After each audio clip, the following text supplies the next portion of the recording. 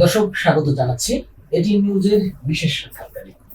আজকে আমাদের সাথে অতিথি হিসাবে রয়েছেন এমন একজন মানুষ যিনি চলচ্চিত্র অঙ্গনে অল্প দিনের মধ্যে নিজের একটা জায়গা তৈরি করে নিয়েছেন। চিত্রনায়িকা জাহারা মিতু। আজকে তার সাথে কথা বলার পিছনে বেশ কিছু কারণও রয়েছে। সেই কারণগুলো আস্তে আস্তে আপনাদেরকে জানাবার চেষ্টা করব, কিন্তু শুরুতে আমরা একটু জানবার চেষ্টা করব জাহারা মিতু কেমন আছেন এবং তার উপর দিয়ে যা যাচ্ছে আর কি সেই বিষয়গুলো নিয়ে তিনি আসলে কি বলতে চান এবং কিভাবে এই সময়গুলো পার করছেন। কেমন আছেন আপনি? আলহামদুলিল্লাহ, হয়তো আল্লাহ এর থেকে খারাপ রাখতে পারতেন, তো সেই হিসেবে মনে হচ্ছে ঠিকঠাক আছে। সামাজিক যোগাযোগ মাধ্যম সহ বিভিন্ন জায়গায় জাহারা মিতুকে নিয়ে নানা ধরনের কথা হচ্ছে। আপনি অনেক বিদেশে যান, বিদেশে আসেন, দুবাই যান, মালয়েশিয়া যান, বিভিন্ন দেশে। মালয়েশিয়া কখনো যায়নি। বিভিন্ন দেশে ভ্রমণ করেন। মালয়েশিয়া আমার ছিল, আমার ভিসা করা ছিল, কিন্তু কখনো যাওয়া হয়নি।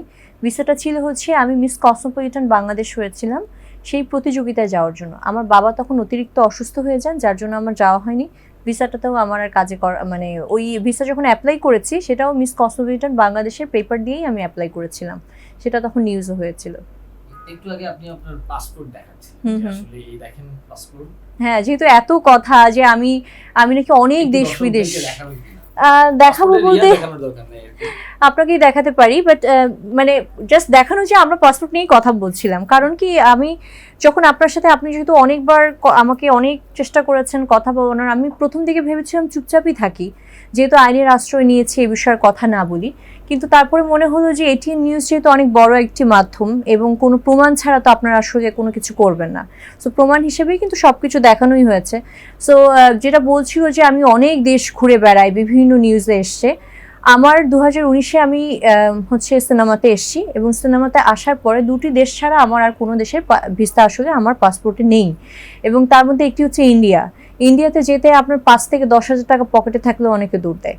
So India is not that much মানে বিগ ইস্যু। এবং আমার বলতে বাধা নেই যে আমি ইন্ডিয়ান শাড়ি খুব পরি, অনেক বেশি পরি। আমার পরনে সবসময় যে শাড়িগুলো দেখা যায় অধিকাংশ ইন্ডিয়ান। সো আমার ইন্ডিয়া থেকে আমার শপিং করা হয়, বা অনেক সময় কস্টিউম লাগলে সেগুলো আমি আনতে যাই ইন্ডিয়াতে। আর হচ্ছে আমার যেহেতু ইন্ডিয়াতে আমি কাজ করেছি, একটা দেবের সাথে আমি কমান্ডোর শুটিং করেছিলাম একটা সময়, ওখানে কিন্তু হিউজ একটা বড় একটা অংশ কিন্তু আমার পরিচিত, খুব ভালোভাবেই পরিচিত। সো ইন্ডিয়ায় আমার যাওয়া আসা আছে। আর আরেকটি দেশ হচ্ছে আমি একবারই গেছি, সেটা হচ্ছে দুবাইতে। এর বাইরে কাতার বলেন, সুইজারল্যান্ড বলেন, সুইডেন বলেন, ডেনমার্ক বলেন, চায়না বলেন, যত দেশই বলেন না কেন আপনি, সবে কিন্তু আমি গেছি মিডিয়ায় আসারও আগে, কারণ আমি ফ্যাশন ডিজাইনার। এখন আমি তো শুধুমাত্র আমার প্রফেশনাল লাইফটাকে ক্যামেরার সামনে নিয়ে আসছি, বা নিউজ যা হচ্ছে আমার প্রফেশনাল বলতে এই প্রফেশনাল লাইফটা। বাট এটা তো আমার আসলে সেকেন্ডারি একটা জায়গা। Cinema is not my first profession. আমি অনেক জায়গায় বলেছি আমার ফার্স্ট প্রফেশন হচ্ছে ফ্যাশন ডিজাইনিং, বিকজ আমি ডিজাইনিং নিয়েই পড়ালেখা করেছি। আমি বাংলাদেশের একটা গ্রুপ অফ ইন্ডাস্ট্রিজ, আমি হেড অফ দ্য ডিপার্টমেন্ট ছিলাম, ডিজাইন ডেভেলপমেন্ট মার্কেটিংটা দেখাশোনা করতাম। তো স্বাভাবিকভাবে সেই সময় আমার কিন্তু অনেক দেশে যাওয়া হয়েছে। ইউরোপের বিভিন্ন দেশে আমি বাইরের সাথে মিটিং করতে যেতাম, চায়নাতে যেতাম সোর্সিং করতে, fabric sourcing, accessory sourcing. So এই যে আমাকে বলা হচ্ছে বিভিন্ন দেশে ঘুরে বেড়াচ্ছে, এই সেই, এগুলোর তো কোনো ভিত্তি আসলে নেই। কারণ আমি যদি দেশের বাহিরে যাই, আমি নিশ্চয়ই আমার কোনো সেকেন্ডারি পাসপোর্ট দিয়ে আমি যাব না, আমার এই পাসপোর্টটা দিয়েই আমি যাব, রাইট? এবং আমি যদি কোনো দেশের বাহিরে যাই, সেটা অবশ্যই ইমিগ্রেশনে সেটার একটা রেকর্ড থাকবে, অর্থাৎ আমি কতবার দেশের বাহিরে গিয়েছি এবং কোন জায়গায় থেকেছি এবং আমি কবে দেশে এসেছি, কোন এয়ারলাইন্স আমি ফ্লাই করেছি, প্রত্যেকটা জিনিসের রেকর্ড থাকবে। এবং আমি যখন প্লেনে উঠছি সেগুলোরও তো সিসি ক্যামেরা থাকবে, আমার সাথে কেউ আছে নাকি আমার টিকিটটা সিঙ্গেল কাটা হয়েছে, আমি নিজেই কেটেছি, সব তো থাকবে। সো আমি যেহেতু জানি আমার দিক থেকে আসলে কোনো ধরনের কোনো ব্যাকবাইটিং করার জায়গা নেই, যার জন্য আমি খুব প্রাউডলি কিন্তু আপনাকে সব কিছু শো করতে পেরেছি যে দেখেন এখানে আসলে যা যা লেখা হচ্ছে সবই মিথ্যা। আপনি যে মোবাইলটা চালাচ্ছেন, এটা কি গিফট পাওয়া কোনো মোবাইল? এটার মোবাইলের মডেলটা কত বলেন? কত? একটু আগে কিন্তু কথা বলছিলাম আমরা, এটা আইফোন 12 এর পরে আমি আরেকটা কিনেছিলাম আইফোন 14। সেটা আমার ভাই যখন এইচএসসিতে গোল্ডেন এ প্লাস পেলো, ওকে গিফট করেছি, ওর জন্যই ওটা কেনা সেই সময়টা। আমার যদি মোবাইলের প্রতি ফ্যাসিনেশন থাকতো, আমার হাতে এখন আইফোন 15 থাকার কথা ছিল। আমাকে টানে না কখনো। আমি একটা ফ্যামিলির বড় মেয়ে, আমার বাবা মারা গেছেন। আমার ছোট ভাই বোন মানে ছোট ভাই বোন আছে। সো আমার একটা পাও যখন আমি ফেলি, আমাকে সবসময় চিন্তা করতে হয় যে আমার সংসার আছে, আমার বোনদেরকে আমার বিয়ে দিতে হয়, আমার ইমিডিয়েট বোনটাকেও আমি বিয়ে দিয়েছি। সো এমন কোনো অবৈধ জিনিস আমি কখনোই ইনকাম করি না যেটা দিয়ে আমার ভাই বোনের মুখে এক ফোঁটা আমি এক লুকমা ভাত তুলে দিব। কারণ আমি সবসময় এটা বিলিভ করি যে আমার বাবার আয়ে কিন্তু আমার সংসারটা এখন চলছে না, আমার আয়ে চলে। এবং আমার আরেকটা বোন থাকে কিন্তু অস্ট্রেলিয়াতে, যার বিয়ে দিয়েছি, ও ওখানে গ্রাফিক্স ডিজাইনার। আমার কিন্তু ফ্যামিলি শুধু আমার টাকায় চলছে না, আমার বোনের টাকায়ও চলছে। আমরা দু বোনই কন্ট্রিবিউট করি আমার ফ্যামিলিতে, যেহেতু আমাদের বাবা নেই। সো একটা লুকমা যদি আমার ছোট বোনটা বা ভাইটাকে আমি খাওয়াই, তাদের পড়ালেখা বা তাদের চালচলন, আমি সবসময় বিশ্বাস করি যে খারাপ টাকায় আসলে মানুষকে আপনি সৎ বা আদর্শভাবে তুলে ধরতে পারবেন না, গড়তে পারবেন না। সো আমার লাইফস্টাইল আসলে মানুষ আমাকে দেখে ভাবে যে অনেক বিশাল কিছু, আসলে এরকম কিছুই না। হয়তোবা এই যে আইফোন 12 এটা আমি সবসময় ইউজ করি, একই কাভার, একই সব কিছু। আমার তো মানে আমার যদি ইচ্ছাই হতো যে আমার বিলাসিতা করব, আমি আইফোন 15 আমি কিনতে পারতাম আমার নিজের জন্য, আমি কিন্তু কিনিনি সেটা। সো মানে মানুষ যেটা বলে সেটাতে আসলে ভিত্তি নেই। আমি কিভাবে লাইফ লিড করছি সেটাই হচ্ছে মেইন, সেটাই হচ্ছে সব থেকে বড় ব্যাপার। আমি সরাসরি একটা বিষয়ে আসি। আপনি দেখেছেন যে বেশ কিছুদিন ধরেই সামাজিক যোগাযোগ মাধ্যমে আপনাকে নিয়ে একটা গসিপ চলছে, একটা নিউজের উপর ভিত্তি করে। এক্স্যাক্টলি, এবং এটা অনলাইন সম্ভবত এরকম একটা এক্স্যাক্টলি অনলাইনের নিউজ। এরপরে আসলে এই আপনাকে নিয়ে বেশ সামাজিক যোগাযোগ বিভিন্ন ফেসবুকেও নানাভাবে লেখা হচ্ছে, যদিও প্রমিনেন্ট কোনো হাউস এরকম ভাবে ওই ধরনের সংবাদ করেনি। কিন্তু আমার প্রশ্ন হচ্ছে যে ওই নিউজে যে বিষয়টি এসেছে যে সাবেক যে সড়ক পরিবহন সেতু মন্ত্রী আওয়ামী লীগের সাধারণ সম্পাদক ওবায়দুল কাদেরকে আপনাকে জড়িয়ে, যে আপনি মন্ত্রীপাড়ায় গিয়ে তাকে প্রতিদিন ফোন করাতেন এবং তার সাথে আপনার একটা সম্পর্ক রয়েছে। সেটা কি সম্পর্ক সেটা তারাই জানে, আর হয়তো বা আপনি জানেন। আসলে এই বিষয়টা আপনার ক্লিয়ার করা উচিত কিনা? অবশ্যই ক্লিয়ার করা উচিত। আমি তো আইনের আশ্রয় সাধে নেইনি। যে মন্ত্রীকে নিয়ে আমাকে কথা বলা হচ্ছে, তিনি হচ্ছেন বর্তমান প্রেক্ষাপটে বাংলাদেশের জন্য সবচেয়ে বড় ভিলেন। যদি এই মুহূর্তের প্রেক্ষাপটটা চিন্তা করি, এই মুহূর্তের প্রেক্ষাপটে, তাই তো, তাকে মন্ত্রীপাড়ায় তার সাথে যদি কোনো নারী কোনো দিন মানে দেখা করতে যেত, মন্ত্রীপাড়ার সিসিটিভির যে ফুটেজ, সেই ফুটেজগুলো আপনার মনে হয় এখন পর্যন্ত সেটা অরক্ষিত থাকতো? সেগুলো এতদিনে বের হয়ে যেত। কারণ তাদের প্রতিদ্বন্দ্বী কোনো ইয়াই তো কিন্তু সরকারই কিন্তু এখন আছে। তাদের পুরোপুরি 100% প্রতিদ্বন্দ্বী কেউই তো এখন সরকারের রাষ্ট্র ব্যবস্থায় তারা রয়েছেন। সো ডেফিনেটলি এই ধরনের কিছু তাকে বের হয়ে যেত। আমি সেই সিসি ক্যামেরা ফুটেজ বাদ দিলাম, আমি একটা ডিফেন্স ফ্যামিলির মেয়ে। সরকারি বাসভবনে ঢুকতে গেলে আপনার রিটেন থাকে। আমার আত্মীয় স্বজন আমরা যখন কোয়ার্টারে ছিলাম, তারা আসতেন, তাদেরকে পুরোপুরি লিখে তারপরে কিন্তু আসতে হতো, এবং সেটা থেকে আবার সাইন করে কিন্তু বের হতে হতো। তারা যদি সাইন না করে ডিরেক্ট বের হয়ে যেতেন, আমাদের কাছে ফোন আসতো, আপনাদের আত্মীয় আসছে, উনি কি চলে গেছে? হ্যাঁ চলে গেছে, তাদের বলে তো যায়নি। তারপরে তারা আবার রিটার্নটা লিখতো যে অমুক সময় চলে গেছে। এটা হচ্ছে একটা প্রসিডিউর। তো একটা মন্ত্রীপাড়ায় আমি ঢুকেছি, কোনো রেকর্ড বুকে তো আমার নাম থাকবে। শুধু ওবায়দুল কাদের না, যে কোনো মন্ত্রীপাড়াতে যে কোনো মন্ত্রীর সাথে আমি দেখা করতে গেছি, একটা রেকর্ড থাকবে, কোথাও না কোথাও একটা সিসি ক্যামেরার ফুটেজ থাকবে। এগুলো বাদ দেন, আমি সেই মন্ত্রীপাড়া বাদ দিলাম, আমি আমার বাসা থেকে কখন বের হচ্ছি, কখন ঢুকতেছি, সেটারও তো একটা রেকর্ড থাকবে। আমি যদি আমার বাসা থেকে বের হয়ে, আমার বাসা উত্তরা থেকে কোনো একটা মন্ত্রীপাড়া বাদ দিলাম বা কোথাও আমি গিয়ে যদি আসি, তার মানে আমার বাসা থেকে আমার 5 থেকে 6 ঘন্টা আমার মিসিং থাকার কথা। এই ফুটেজগুলো আপনি দেখান, আমার বাসার ফুটেজ থেকেই আপনি দেখান যে আমি কতদিন বাসা থেকে বের হচ্ছি। আমার জীবনটা খুব পরিচ্ছন্ন, বললাম নেই বাবাহীন, তো আমরা বাবাবিহীন একটা পরিবার যখন আপনি থাকবেন, আপনার জীবনটাকে কিন্তু অনেকভাবে আপনাকে পরিচ্ছন্ন রাখতে হয়। কারণ আমাদের উপরে আঙুল তোলা কিন্তু খুব সহজ, যার জন্য আমার বাসায় আমার নিজের যে ড্রাইভার সাহেব যিনি আসেন নিচে, উনি নিচ পর্যন্তই থাকেন, উনি নিচ থেকে কখনো উপরে উঠতে পারেন না। আমার যে দারোয়ান আছে ঘরে, তারাও কখনো ঢুকে না। আমাদের বাসায় যদি কোনো ইলেকট্রিশিয়ানের দরকার হয়, কোনো কিছুর জন্য কোনো মানুষ প্রয়োজন হয়, তাহলে নিচের সিকিউরিটির সাথে লোক উঠে তারপরে আমাদের বাসায় আসে। কারণ কি? কারণ আমাদের বাসায় তো আসলে আমার বাবা নেই, আমাদেরকে নিয়ে কথা বলা অনেক সহজ। সো এই যে আমি বাসা থেকে বের হচ্ছি, তার মানে বাসার ওখানে তো আমার ফুটেজ থাকবে, বা বাহিরের কোনো মানুষও যদি আমার বাসায় উপরে ওঠে সেটারও ফুটেজ থাকবে। আমি ওপেন চ্যালেঞ্জ করছি, এরকম কিছু আমাকে খুঁজে বের করেন। আমার বাসায়ও যদি কখনো আসে সেটাও বের করেন, আমিও যদি বাসা থেকে যাই সেটাও বের করেন। সবকিছু বের করেন, কোথাও আপনি কিছু পাবেন না। শুধুমাত্র দুটো পাবলিক অনুষ্ঠান, যে অনুষ্ঠানের ছবিগুলো সব জায়গায় দেয়া, আমার ফেসবুকে এখন পর্যন্ত দেয়া, সেগুলো দিয়ে আপনি একটা মন মতো গল্প বলে দিলেন শুধু ভিউয়ের আশায়। এটা তো হয় না, এটা তো উচিত না। এটা কি কোনোভাবে উচিত? আপনার তো বোঝা উচিত যে আমি একটা সোর্স ছাড়া, আপনি একজন সাংবাদিক, আপনি একজন স্বনামধন্য একজন চ্যানেলের সাংবাদিক, আপনি নিজে আমাকে এতটুকু বলেন যে কোনো ধরনের সোর্স ছাড়া কি এটা সম্ভব? আপনি কখনো পারতেন কোনো সোর্স ছাড়া দুটো কথা লিখতে? আজকে যে আপনি আমার সাথে বসছেন, আগে কিন্তু আপনি আমার পাসপোর্টটাকে আমি আপনাকে দেখালাম, সবকিছু দেখে শুনেই তো আপনি আমার সাথে বসছেন। সোর্স ছাড়া তো আমি বসাতে পারবো না। সো সোর্স ছাড়া তো আমার ব্যাপারে এই যে লিখে দিলেন, বদনাম কিন্তু আমার হবে। হয়তোবা আপনি এই যে এখন একটা ভালো প্রোগ্রাম করবেন, আমি কথাগুলো বলছি, এটার ভিউ হবে না, মানুষ কিন্তু ভিউ হবে নেগেটিভ জিনিসটারই। সো এই যে নেগেটিভ জিনিসটার ভিউ হওয়া, এই যে ইয়েলো জার্নালিজম, এটার প্র্যাকটিসটা বাংলাদেশে এখন হয়ে গেছে। এটা থেকে তো বের হতে হবে। এটা থেকে এই যে আজকে আমি ভিকটিম, কালকে আরেকজন ভিকটিম হবে। আজকে আমার কাছে সব ধরনের প্রমাণ আছে বলে আমি আইনের কাছে গেছি, আমি জিডি করেছি, আমি কথা বলতে পারছি আপনার সামনে এসে। আমার যদি এতটুকু এদিক সেদিক থাকতো, আমি কিন্তু আপনার সামনে বসার সাহসটাও পেতাম না, আমি কথাও বলতাম না।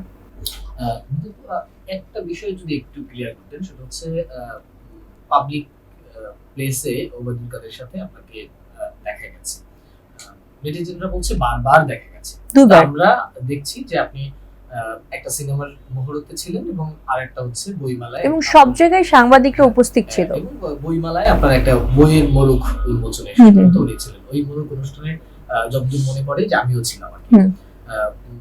আসলে এই বিষয়টা কি এমনিতেই আপনি একজন সেলিব্রিটি, আপনি একজন নায়িকা, সেই জায়গা থেকে রাজনৈতিক নেতারা আপনার একটা প্রোগ্রামে এসেছেন, সেটাই নাকি আসলে বিতর্কিত কোনো কারণ আছে?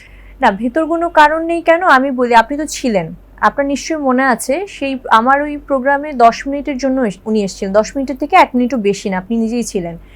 তার আগে কিন্তু ছাত্রলীগের একটা স্টল ছিল, উনি বেসিক্যালি ওনার কর্মসূচি ছিল ছাত্রলীগের ওই স্টলটা। যেহেতু আপনি ওই দিন ছিলেন সেখানে, আপনার অবশ্যই মনে থাকার কথা, ছাত্রলীগের স্টল পরিদর্শন করে উনি বইয়ের উন্মোচন করতে আসেন। তার আগের দিন আমার বই, সাধারণত নিয়মটা হচ্ছে মোড়ক উন্মোচনের পরের দিন থেকে বইটার সেলিং শুরু হয়, অর্থাৎ ওই যখন স্টলে আসে ওই সময় থেকে। আমার বই তারও 4 থেকে 5 দিন আগে থেকে সেলিং হচ্ছে অলরেডি, এবং মোড়ক উন্মোচনের কোনো প্ল্যান আমাদের ছিল না। আমি গেছিলাম হচ্ছে, সাংবাদিকরা এসেছিলেন, আমার ইন্টারভিউ নিচ্ছিলেন, এবং আমার বই আমি অটোগ্রাফ দিয়ে, যখন আমি মানে আমার তো নিজস্ব কিছু ভক্ত আছে যারা আমার ফেসবুকে আমাকে দেখেন, তারা এসেছিলেন আমার বইটা কেনার জন্য। তো যখন এসছেন আমাকে দেখেছেন, তখন হচ্ছে ওখানে একটা জটলা পেকে গিয়েছিল। তো ওবায়দুল কাদের সাহেবের হচ্ছে যিনি পিএস, উনি ওই সময় ওখান দিয়ে যাওয়ার সময় উনি জটটা দেখে দাঁড়িয়ে দেখেছেন আমি। তো যেহেতু আমার এর আগে প্রোগ্রামে, মহরতের প্রোগ্রামে উনি ছিল, উনি নিজে এসে আমার সাথে কথা বলেছেন যে আরে আপু আপনি এখানে? তো আমি বললাম যে হ্যাঁ ভাইয়া আমি তো এখানে, কিন্তু আপনি কি, আপনাকে চিনতে পারছি না। উনি আমাকে পরিচয় দিলেন, ওনার সাথে আরো 3-4 জন লোক ছিলেন। আমার নামটা ঠিক মনে নেই, কারণ তার সাথে তো ব্যক্তিগতভাবে আমি পরিচিত না ওভাবে। তো ওই ভদ্রলোক হচ্ছে আমাকে বললেন যে কালকে তো স্যারের প্রোগ্রাম আছে, তো স্বাভাবিকভাবেই যখন আপনি একজন মন্ত্রী পিএস দিচ্ছেন, আমার স্বাভাবিকভাবেই আমি বলছি ভাইয়া কেমন আছে, ভাইয়া ভালো আছে কিনা, ওনার সাথে দেখা হয় না। আমি খুব নর্মালি কথা বলছি, স্বাভাবিক, আমি জানতে চাইবই। তো উনি আমাকে তখন বলছিলেন যে উনি তো কালকে আসবেন। তো কালকে আসবেন, আমি বললাম যে কালকে আসবেন, কোথায় আসবেন? বললেন যে ছাত্রলীগের স্টল আছে। আমি তার আগে জানতাম না যে ছাত্রলীগের স্টলটা একটু সাইডেই ছিল, ওইখানে যে আছে সেটা আমি জানতাম না।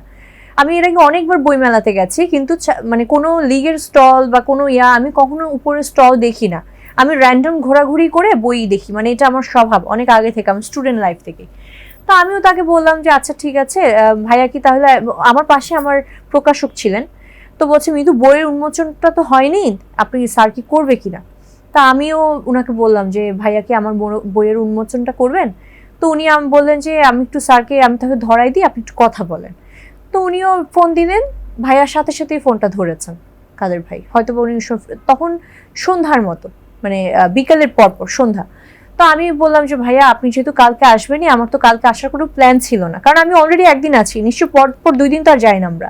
তা আমি বললাম যে আমার তো কালকে আসার প্ল্যান ছিল না, আপনি যদি আসতেন আমার বইটা নিয়ে একটু দাঁড়ালে ভাইয়া আমার জন্য খুব বড় উপকার হতো। স্বাভাবিক, একটা নতুন লেখিকা, এবং এটা সত্যি, উনি ওই বইটা নিয়ে দাঁড়ানোর পরে আমার বইয়ের সেলিং অনেক বেশি ছিল, অনেক বেশি বেড়ে গিয়েছিল বইটা। সো স্বাভাবিকভাবে মার্কেটিং পারপাসে তো আমরা সবসময় চেষ্টা করি কি, এটা তো একটা মার্কেটিং পারপাস। আমি তাকে রিকোয়েস্ট করেছি, উনি বলছে হ্যাঁ ঠিক আছে, আমি যেহেতু আসবোই, কিন্তু আমি 10 মিনিটের 1 মিনিটও বেশি সময় দিব না। উনি আমাকে এই কথাটা বলেছেন যে দেখো অনেক তো মানুষ থাকবে, দিব না, সমস্যা নেই। তো উনি আমাকে চিনতে পেরেছিলেন, বলেছিলেন। আমি বলছি আচ্ছা ঠিক আছে ভাইয়া, থ্যাংক ইউ সো মাচ। এই উনি আসেন, ওই আসা পর্যন্ত তার কোনো নাম্বার আমার কাছে ছিল না। তার পিএসসি কিন্তু আসছিল, ওই যে পিএস এর সাথে আগের দিন কথা, উনি এসে বলছে ম্যাডাম আপনার বই রেডি করা আছে কিনা। আমি বললাম হ্যাঁ রেডি করা আছে, র্যাপিং করা আছে। যে র্যাপিং ট্যাপিং উনি দেখলেন, দেখে বললেন স্যার তো কিছুক্ষণ পরে ঢুকবে, তাহলে আপনারা আগে স্টেজে চলে যান। আমি বললাম যে আচ্ছা ঠিক আছে, তাহলে আমি স্টেজের ওই পাশে গিয়েই থাকি। তো ওইখানেই কিন্তু আমরা ওয়েট করছিলাম কখন ভাইয়া আসবেন। তো উনি আসেন, এসে 10 মিনিটই থাকলেন, থেকে উনি জাস্ট ইয়াটা করে উন্মোচন করে উনি চলে গেলেন। উনি যাওয়ার পরে আমি নাম্বারটা কালেক্ট করেছি ওই পিএস থেকে। ওই পিএস কিন্তু তাকে বিদায় দিয়ে এসে আমাকে আবার এসে বলছে যে আপা ভালো আছেন, দেখছেন কত বড় উপকার করলাম, যেটা হয় আর কি, তার একটু ক্রেডিট নিতে। আমি বললাম যে ভাইয়ের কি নাম্বারটা আমাকে দিবেন, আমি ওনাকে একটু থ্যাংক ইউ বলবো। হ্যাঁ হ্যাঁ নেন, সমস্যা নেই।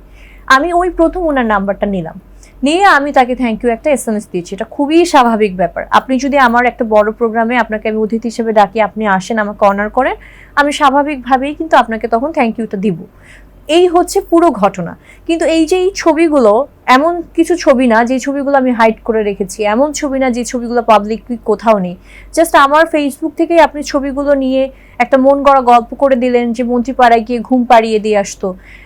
এগুলো তো মানে অদ্ভুত ব্যাপার। মানসিকভাবে বিকৃত না হলে তো কেউ আসলে এই ধরনের গল্প তৈরি করতে পারে না, যে গল্পের কোনো ভিত্তি নেই। এবং আমি অনলাইন থেকে ওই ভদ্রলোকের সাথে আমার পরিচয় নেই, এর আগে আমি এই পোর্টালের নামটা শুনিনি। আমি অনলাইন থেকে তাদের নাম্বার, অফিসের নাম্বার বের করে আমি ফোন দিয়েছি। ফোন দিয়ে তাদের প্রকাশককে বললাম যে আমার একটু কথা বলা উচিত, আমার এই নাম্বারটা থেকে কে ফোন দিয়েছেন। পরে ওই ভদ্রলোক আমাকে ফোন দিলেন। আমি বললাম ভাই আপনি যে আমার নিউজ করেছেন, নিউজে আমার কোনো আপত্তি নেই, আমার খারাপ পেলে আপনারা নিউজ করবেন, কিন্তু এই যে নিউজটা আপনি করেছেন সেটার সোর্সটা কি। সে আমাকে উত্তর দিল সবাই তো বলে এটা কিভাবে কিসের সোর্স হতে পারে। এবং আমি তো মারাত্মকভাবে ক্ষতিগ্রস্ত হয়েছি, এবং সবাই তো বলে, কেউ তো বলেনি। তার এই নিউজের মাধ্যমে বরঞ্চ সবাই এখন বলা শুরু করলো। আরও যে কয়েকটা পোর্টাল নিউজ করলো তারা কিন্তু তার এই নিউজটা দেখেই শুরু করলো। তো এটা তো মানে সামাজিকভাবে তো আমার মানে আমার সুনামটা তো একেবারেই ধুলে মিশায় দিল উনি। যে মানুষটাকে নিয়ে কেউ কখনো কথা বলতে পারেনি, কেউ কখনো একটা আঙুল, কারণ মানে এত কিছু চিন্তা করে এত সাবধান থাকলাম আমি সব কিছু থেকে, যে নায়িকা বলতেই মানুষ খারাপ বলে। আমি একটা পার্টিতে যাই না, আমি সন্ধ্যার পরে কোথাও বাইরে থাকি না, কিছুই না, আমি আমার মতো লাইফ লিড করি। আপনি আমার সাথে কোনো প্রডিউসারের গল্প, কোনো প্রডিউসার আজ পর্যন্ত বলতে পারবে না আমাকে নিয়ে কোনো 5 স্টার হোটেলে মিটিং করেছে। আমি ওপেন চ্যালেঞ্জ করে বললাম, আমার সাথে মিটিং করে নর্মাল রেস্টুরেন্টে, এই যে রেস্টুরেন্টে আমি আপনার সাথে বসেছি এভাবে, যেখানে খুব মানে মানুষজন থাকবে আশেপাশে বা ইয়া থাকবে। তো এই বিষয়গুলো তো আমি লুকাতে পারবো না। তো আপনি মানে জাস্ট এরকম একটা নিউজের জন্য আজকে আমার অনেক বড় ক্ষতি হয়ে গেল। তার মানে কি আপনি ভালো ঘুম পাড়াতে জানেন না? আমার ছোট ভাই বোনদের তো ঘুম পাড়িয়েছি। একটু আসি যে যেহেতু আসলে এই প্রসঙ্গটা বলতে গিয়ে আপনি নিজেও একটা আপসেট বলতে আসলে আমি লজ্জা পাচ্ছি, কারণ এই ধরনের বিষয় নিয়ে আমাকে কখনো কথা বলতে হবে, এটা তো আসলে আমার ব্যক্তিত্বের সাথে যায় না। স্বাভাবিকভাবেই আমার নিজেরই লজ্জা লাগছে এখন।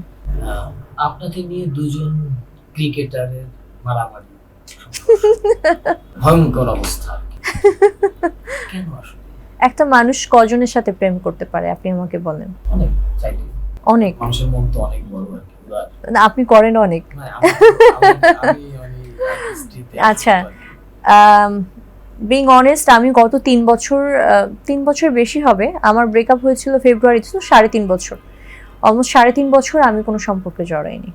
এবং আমাকে নিয়ে দুজন ক্রিকেটার যদি মারামারি নিজেদের মধ্যে করে, ক্রিকেটারদের তো আগে আমার কাছে এসে আমাকে প্রপোজ করতে হবে, আমাকে কখনো বলতে হবে। আমি তো কখনো এসব কিছু দেখিনি। আমি তো নিজে কখনো কাউকে গিয়ে বলছি না এই ক্রিকেটারদের সাথে আমার এরকম ওরকম, আমার এই ক্ষতিটা করেছে, এটা করেছে, ওটা করেছে। আমার মুখ থেকে তো কেউ কখনো শুনেনি। একটা ক্রিকেটারের নাম আমার সাথে জুড়িয়ে দিতে চাইলেই তো দেয়া যাবে না, আমাকে তো অ্যাকসেপ্ট করতে হবে। যেমন কাদের ভাইয়ের সাথে আমার দেখা হয়েছে, আমার কথা বলার জায়গা আছে। এই ক্রিকেটারদের সাথে আমার কথা বলা হলে তো আমার তো একটা মানুষের সাথে আমাকে নিয়ে কখন মারামারি করবে, আমার প্রতি তাদের ভালো লাগা তৈরি হতে হবে। ভালো লাগা কখন তৈরি হবে? যদি আমার সাথে রেগুলার এই দুজন কথা বলেন, তাই তো? রেগুলার তো আমার সাথে এই দুজনের কারোর সাথেই কথা হয় না। মানে কোনো রেকর্ডিংয়ে তো আপনি এটা পাবেন না যে দুজন আমাকে নিয়ে আমার সাথে কথা বলছে বা আমি তাদের সাথে কথা বলছি। সেই দুজনের কোথাও মুখ থেকে কিছু শোনা গেল না, আমার মুখ থেকে কোথাও কিছু শুনলেন না, তাহলে কিভাবে সম্ভব? আমি তো জানি না, আমি তো আসলেই জানি না। আমি নিজেই তো অবাক হয়ে গেছে। আমাকে সাংবাদিক যখন ফোন দিয়েছে, ওই রেকর্ডিংটা যদি আমার তো ফেসবুক মানে আমার তো রেকর্ডিংটা নেই আমার মোবাইলে, থাকলে আমি যদি শোনাতাম আপনি হাসতেন। মানে আমার মনে হয় না ওই সাংবাদিক তার পুরো জীবন মিলিয়ে যতবার ছি শুনেছেন আমার মুখ থেকে, তখন তিনি ততবার ছি শুনেছেন। আমি ভাবছি ছি ছি ছি ছি, এগুলো কি কথা, ছি। এবং যেহেতু আমার ফেসবুকে তিনি ছিলেন, আমি মানে মেসেঞ্জারে গিয়ে আমি তাকে আবার বলেছি, ভাইয়া যে দুজনের কথা বলছেন একজন ম্যারিড, তো আপনি তাকে নিয়ে এগুলো লিখেন না। আপনার যদি আমার কাছে আছে, আমি আপনাকে দেখাতে পারবো অফ দ্য ক্যামেরা। আমি তাকে বলেছি যে আপনাকে যদি এটা আপনার অফিস থেকে কোনো অ্যাসাইনমেন্ট দেওয়া হয়, আমার এখানে লেখা আছে, আপনাকে যদি দেওয়া হয়, আপনার জব পারপাসে যদি আপনার রেসপন্সিবিলিটিস জায়গা থেকে আমাকে নিয়ে কোনো নিউজ করতে আপনি করেন, আপনি এদের নাম নিয়েন না। আমার কাছে সেই মেসেজগুলো আছে, আমি আপনাকে মেসেজ সব দেখাতে পারবো। আমি তাকে লিখেছি এবং তিনিও সেটাও কি করলেন, সেটাও সেই নিউজের নিচে লিখে দিলেন। মেসেঞ্জারে তিনি আবার না করেছেন যে বিবাহিত, তাকে নিয়ে কিছু লিখেন না। তো স্বাভাবিক না? স্বাভাবিক তো। আমি তো আমার দিক থেকে তো আমি তাকে মেসেজটা দিবই যে ভাই এগুলো করেন না, এগুলো তো ফেক নিউজ। আমার দিক থেকে তো আমি বলেছি। তো এখন এরপরেও আবার কথা হচ্ছে, আমি বললাম ভাইয়া আপনি নিউজটা করলেন, এটা তো অনেক বড় সমস্যা হয়ে গেল, এটা টক অফ দ্য কান্ট্রি হয়ে যেতে পারে এই জিনিসটা যদি বাড়াবাড়ি হয়। সে আমাকে রিপ্লাই দিয়েছে, আপনি তো ডিনাই করেছেন, আপনি যেটা করেছেন সেটা তো লেখা, এখন তো লেখা নাই যে আপনি হ্যাঁ বলছেন, আপনি এগ্রি করছেন, আপনার টেনশন কেন? ওটা লেখা আছে আমার কাছে, তো আমি কি বলতে পারি? আচ্ছা, নায়িকাদের সাথে রাজনীতি যারা করে, সেই নেতাদের, প্রশাসনের উচ্চ পর্যায়ে যারা থাকে তাদের সাথে সম্পর্ক, এরকম গসিপগুলো কেন হয় আসলে নায়িকাদের সাথে, মডেলদের সাথেই কেন হয়? রিজন হচ্ছে নায়িকাদের কাছে আসলে সবাই পৌঁছাতে পারে না। আমি গত 5 বছর ধরে ইন্ডাস্ট্রিতে আছি, আমি আপনাকে সত্য কথাই বলছি, নায়িকাদের পর্যন্ত তো সবাই পৌঁছাতে পারে না, তাদের নাম্বারও সবাই সব জায়গা থেকে অ্যাভেলেবেল কালেক্ট করতে পারে না। নায়িকাদেরকে অনেক মানুষরা ডিস্টার্ব করে, রিজন হচ্ছে তারা নায়িকা, তারা গ্ল্যামার ইন্ডাস্ট্রিতে আছে। আমার সাথে 10টা মিনিট বা 15টা মিনিট বা 20টা মিনিট বসার জন্য অনেক মানুষ অবশ্যই চাইবে যে আচ্ছা ঠিক আছে, নায়িকা, শাকিব খানের নায়িকা, দেবের নায়িকা, একটু বসি কথা বলি। কিন্তু ব্যাপারটা হচ্ছে সেই নায়িকা সেই জিনিসটাকে কিভাবে দেখছে, সে কি সেটা সম্পূর্ণ ইগনোর করতে চাচ্ছে, নাকি সে সেটাকে থেকে ক্যাশ আউট করতে চাচ্ছে, সে কি চাচ্ছে, এটা কিন্তু মেইন। এখন সেই নায়িকা যদি চিন্তা করে যে হ্যাঁ আমার কাছে একজন রাজনীতিবিদ ফোন দিয়েছে, আমি তার সাথে কথা বলে আমি তার থেকে বেনিফিটেড হব, সেটা একটা আলাদা ইস্যু। আবার যদি চিন্তা করে যে আমি ভাই ব্লক করে রাখি, আমার হোয়াটসঅ্যাপে অসংখ্য নাম্বার ব্লক দেওয়া, আমি আপনাকে দেখাতে পারবো, তাদের ছবি সহই আছে, ইন্ডাস্ট্রিয়ালিস্ট আছে, তারপরে পলিটিশিয়ান আছে, কেন ব্লক করেছি? রিজন একে তো আমি আননোন নাম্বার ধরি না, আপনার নাম্বারও আমার ধরতে দেখেছেন কত সময় লেগেছে, আপনার ছবিটা আমি দেখি যে আল্লাহ ভাইয়াকে তো আমি চিনি, বাট সামহাও আপনার নতুন নাম্বারটা হয়তো আমার কাছে ছিল না, যার জন্য আমি কিন্তু অনেক পরে আপনাকে ব্যাক করেছি। তো আমার ক্ষেত্রে এমন হয়, আমি তো সবার সাথে কথা বলবো না, আমি সেই ভদ্রলোকদেরকে সুন্দর করে আমি তাদের সাথে কথাই বাড়াইনি, হাই হ্যালোরও দরকার নেই, আমি ব্লক করে রেখে দিয়েছি, আমাকে যাতে ফোন না দিতে পারে। আপনি যখন দেখবেন আমি আপনাকে ব্লক করে দিয়েছি, আপনি আমাকে আর ফোন দিবেন না।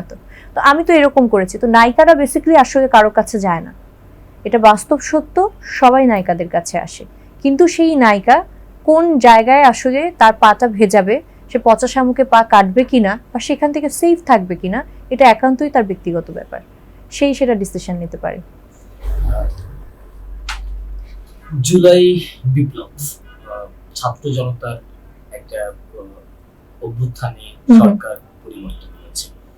আমরা এই জুলাইয়ে যখন ছাত্র জনতা আন্দোলন করে কিংবা ছাত্রদের উপরে যখন পুলিশ গুলিবর্ষণ করে, তখন তারকাদেরকে দেখেছি এই শিক্ষার্থীদের পক্ষে দাঁড়াতে, আবার এই তারকাদেরকেই দেখেছি যারা গুলি করছে তাদের পক্ষে দাঁড়াতে। আপনার অবস্থান দুই দিকের কোনোটাই ছিল না, আপনি এই দিকের মানববন্ধনেও ছিলেন না, ওই দিকের মানববন্ধনেও ছিলেন না। কেন আসলে তখন ছাত্রদের পক্ষে দাঁড়াতে পারেন, বা নিজে থেকেই কি দাঁড়াননি, বিষয়টা কি? এটা হচ্ছে 6 তারিখের ভিডিও। জুলাই বিপ্লব যখন খুনাখুনি শুরু হয়নি তারও আগের ঘটনা আমি দেখালাম আপনাকে। হ্যাঁ, আমার নিজের করা ভিডিও, আমার বোন। ছাত্র বিপ্লবের কথা যদি বলেন, আমি নিজে ছাত্র থাকা অবস্থায় যখন গণজাগরণ মঞ্চ হয়, তখন আমরা গণজাগরণ মঞ্চে এই উত্তরাতেই আমরা করেছিলাম, ফাঁসির মঞ্চ করেছিলাম, আমরা আলপনা এঁকেছিলাম, অনেক কিছু করেছি। তো বেসিক্যালি ছাত্রদের যে জনতার যে জনতা বলছি, ছাত্রদের যে আন্দোলনগুলো, এগুলো তো ছাত্র লাইফ থেকে আমরা করে এসেছি। 6 তারিখেও কিন্তু আমি গিয়েছিলাম আন্দোলনে, আপনাকে আমি দেখালাম। ভিডিওটা না দেখলে তো আপনি বিশ্বাস করতেন না। আমি গিয়েছিলাম, আমি দেখালাম। এখন মেইন সমস্যা হচ্ছে, আমার যে কোনো জিনিসে যে আমি হুট করে যাব, ওই জিনিসটা আমি আসলে যাই না। আমি অনেক কিছু চিন্তা ভাবনা করি। 6 তারিখে দেখেছি এটা ঠিকঠাক ছিল। আমার ছাত্রদের উপরে একটা দিন আমি ঘুম থেকে উঠে, আমার মনে আছে রাত্রে 1:30, 2টা বা 12টা, 1টা এরকম বাজে, মানে রাত হয়ে গেছে আর কি। তখন হঠাৎ করে দেখলাম বিভিন্ন মেসেজ বলছি, মানে ভিডিও, ওখানে বলছে কে আমি কে, তুই কে, রাজাকার রাজাকার। তখন আমি একটু কষ্ট পেয়েছিলাম, কারণ আমি নিজেও তো বিভিন্ন সময় ছাত্রদের এরকম বিভিন্ন নেতা, আমি তো গিয়েছি ওদের ওখানে। এর আগে কোনো লাইন নেই, পরে কোনো লাইন নেই। আমি এটা দেখে আমি একটা স্ট্যাটাস দিয়েছিলাম যে যারা হচ্ছে, আপনি বিসিএস ক্যাডার হবেন মানে তো আপনি রাষ্ট্রের দায়িত্ব নিচ্ছেন আপনার হাতে, তো আপনি নিজেকে রাজাকার বললে তো ভাই এটা তো হবে না। তার 5 থেকে 6 ঘন্টা পর আমি আরেকটা ভিডিও দেখি, সেখানে আরো 2টো লাইন ছিল, কে বলেছে স্বৈরাচার স্বৈরাচার। প্রথম যে ভিডিওটা ভাইরাল হয়েছিল, আপনার হয়তো বা মনে থাকলে, তখন এই 2টা লাইন ছিল না। ওটা দেখার সাথে সাথে আমি এটা হাইড করে দিই। আমার তখন মনে হলো স্বৈরাচার বলেছে মানে রিজনটা কি। শেখ হাসিনার ভিডিওটা আমি তখনও দেখি না। এরপরে আমি শেখ হাসিনার ভিডিওটা দেখলাম, যে শেখ হাসিনার এবং একজন সাংবাদিকের এই পুরো কথোপকথন। তখন আমার মনে হলো আমার এখানে স্টপ হওয়া উচিত, কারণ মিডিয়াতে 2 লাইন করে আসছে। সো আমি না তো ডান দিক ভালো বলতে পারছি, না বাম দিক ভালো, কারণ আমি তখন খুবই একটা মধ্যে ছিলাম, ধোঁয়াশার মধ্যে ছিলাম। এরপরে যখন আপনার আবু সাইদ যেদিন মারা গেলেন, তার বোনের ভিডিওটা আমি শেয়ার করেছিলাম, এখনো আছে আমার প্রোফাইলে আছে, শেয়ার করেছিলাম। এবং সেই শেয়ারটা করার পরপরই হচ্ছে আপনার ফেসবুক ডাউন হয়ে গেল।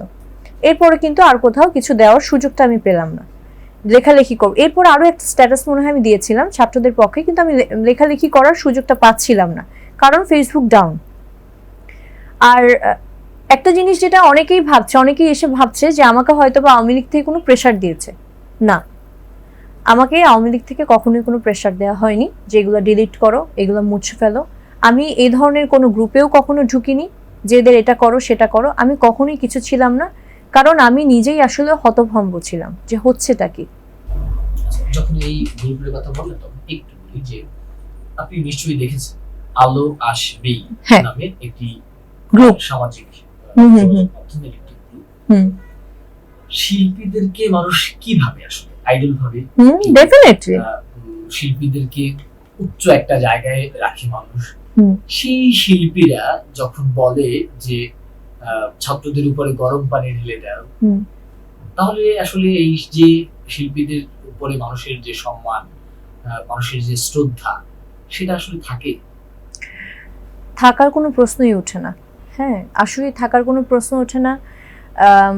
কিন্তু এটাও বুঝতে হবে, যিনি বলেছেন তিনি তো এখন আর কোনো কাজ করছেন না, তিনি কিন্তু এখন আর শিল্পী পর্যায়ে নেই, তিনি কিন্তু এখন রাজনৈতিক মতাদর্শের পর্যায়ে চলে গেছেন।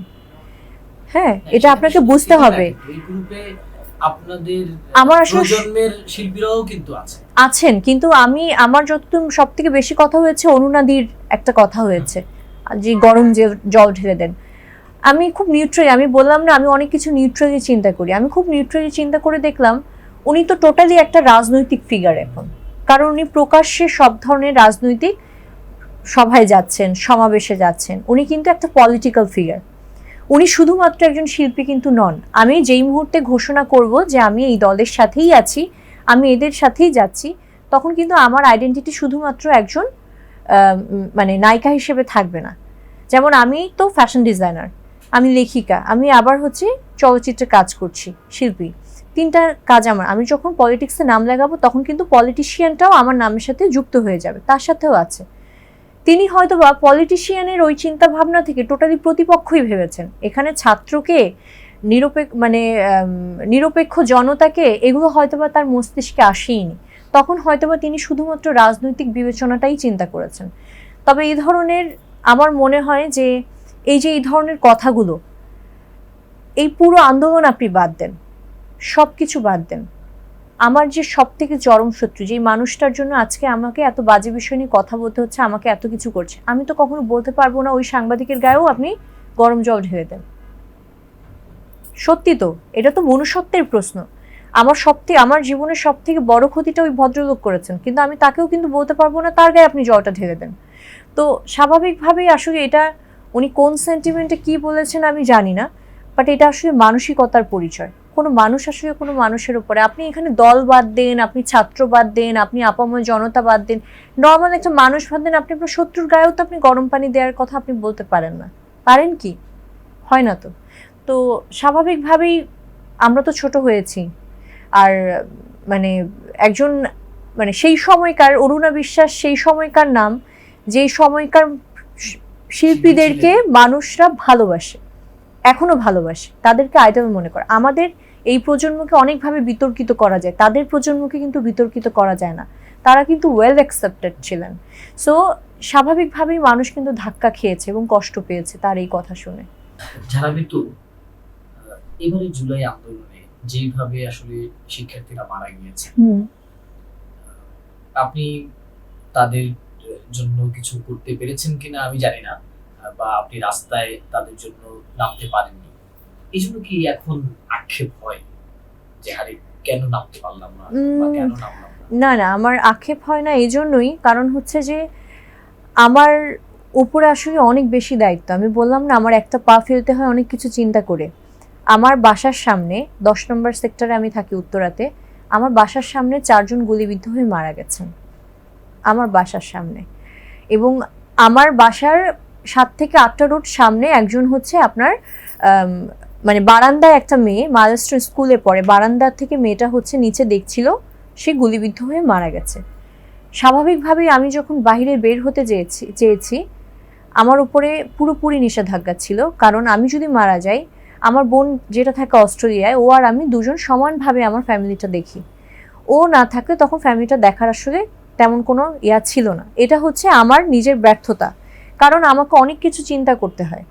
আমি, হ্যাঁ, এখানে অনেকেই আছেন যারা কোনো কিছু চিন্তা না করে দেশপ্রেমী এগিয়ে এসছেন, সেটা তো অবশ্যই এসছেন, কিন্তু আমি সেটা পারিনি। আমার জায়গা থেকে আমি সেটা করতে পারিনি।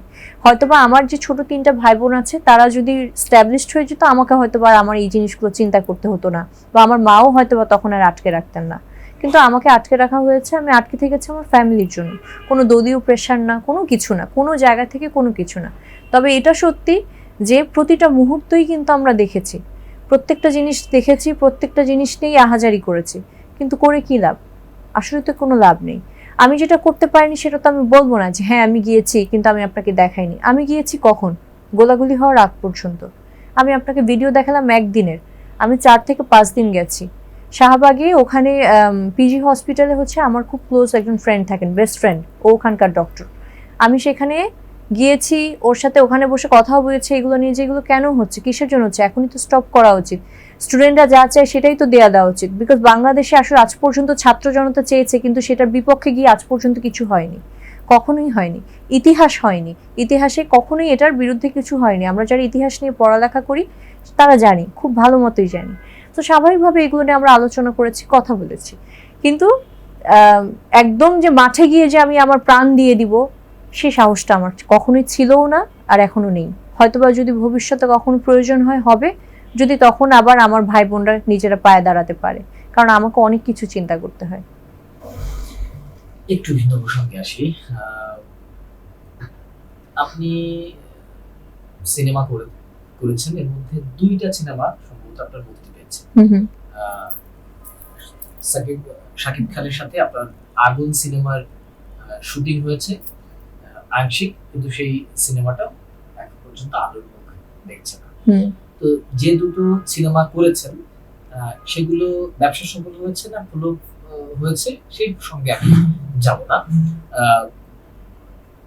সিনেমা করেছেন দুটো, কিন্তু দর্শক বলছে বা ফেসবুকে নানাভাবে বলা হচ্ছে সিনেমা রিলিজ হয়েছে দুটো রিলিজ করেছি আমি 7টা করেছি 7টা। তো কিন্তু আপনি লাইভ লিড করেন অনেক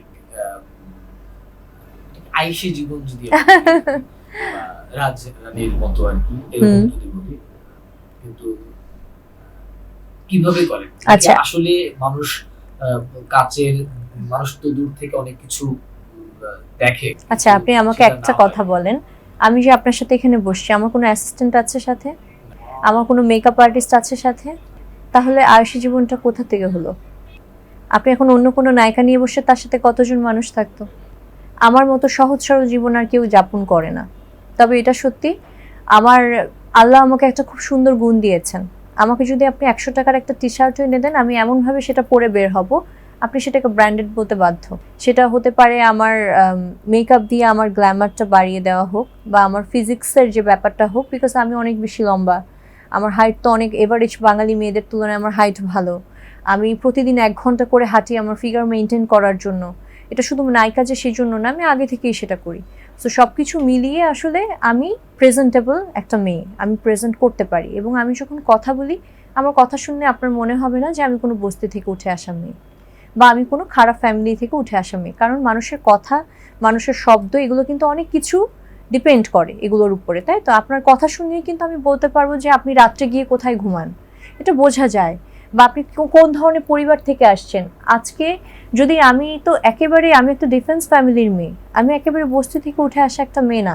আমি পড়ালেখা করেছি, এত বেশি পড়ালেখা করেছি, আমি চাকরি বাকরি করেছি, এখন আমি কাজ করছি, আমি দিনরাত কাজ করে যাচ্ছি। আমাকে যারা কাছ থেকে চেনেন তারা জানেন আমি একটা সেকেন্ডে তো বসে থাকি না, আমি বসে থাকার মেয়ে না, আমি সব ধরনের কাজ করছি। তো আমার স্বাভাবিকভাবেই আমাকে যে আয়েশি জীবনযাপন বলছে, আয়েশি জীবনযাপনের কি মানে মিনিংটা দাঁড়ায় আমি সেটা জানি না, কারণ সেটা আমি আসলে করি না। আমি খুব সাধারণভাবে চলতে পছন্দ করি, বাট আমাকে দেখতে অসাধারণ মনে হয়। এটাকে এখন পজিটিভ বলবো না নেগেটিভ বলবো আমি ঠিক জানি না। এই যে ওবায়দুল কাদেরের সাথে আপনার একটা গোসিপ হলো, এটা আসলে আপনার ক্যারিয়ারের জন্য আপনি কি মনে করছেন? সব থেকে হাস্যকর ব্যাপার হচ্ছে, মিডিয়ার কিছু সাংবাদিক আমাকে ফোন দিয়ে বলছিলেন, ইভেন যে সাংবাদিক এই নিউজটা করেছেন তিনি আমাকে কি বলছেন শুনলে আপনি অবাক হবেন। তিনি আমাকে বলছেন, আপা আপনি এগুলো নিয়ে এত উত্তেজিত হচ্ছেন কেন? সেলিব্রিটিদের লাইফে এগুলো হয়, এগুলো হলে দেখবেন আপনার ফলোয়ার টলোয়ার আরও বাড়বে, আপনাকে আরও কিছু মানুষ চিনবে। আমি তো এই নেগেটিভ মার্কেটিংটা আমার চাইনি, কখনো চাইও না, কারণ আমার তো পার্সোনালিটি ওরকম না। তো স্বাভাবিকভাবে এগুলো হলে, গসিপ হলে নাকি আরও মিডিয়াতে আরও ক্যারিয়ার আরও সামনের দিকে আগায়, কিন্তু এই গসিপিং করে তো আমি ক্যারিয়ারটা করতে চাই না।